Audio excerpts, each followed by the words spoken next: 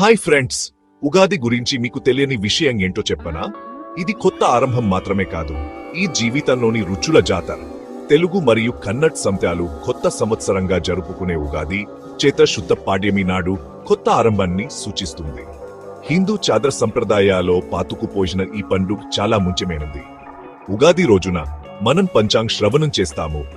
అక్కడ్ పూజారులు సంవత్సరంలో జరిగే సంపెట్టనలు మరియు అధిష్టాలను చెబుతారు. మరియు మర్చిపోకూడని ఉగాది పచ్చడి 6 రుచుల మిశ్రమం వివిధ భావోద్వేగాలను సూచిస్తుంది. తీపి బెల్లం ఆనందం కోసం, పుల్లని చింతపండు ఆశ్చర్యం కోసం, కారం మిరపకాయ కోపం కోసం, చేదు వేపాకు విచారం కోసం, ఉప్పు ఆరోగ్యం కోసం మరియు పచ్చి మానిఢ్యం కోసం. ఇది ఒకే ముద్దలో జీతపు రుచి. ఈ రోజు కొత్త ఆరంభాలు మరియు వెంచర్ల క్షుమప్రదంగా కూడా చూడబడుతుంది. ఏవైనా ఇషిపేల్లో ఉగాది మార్చి ఆదివారం నాడు వస్తుంది. ఏ ఉగాది మీకు ఆరోగ్యం, అందం మరియు శ్రేయస్సును తెచ్చుగాక. ఉగాది శుభాకాంక్షలు. ప్రేమతో జరుపుకోండి.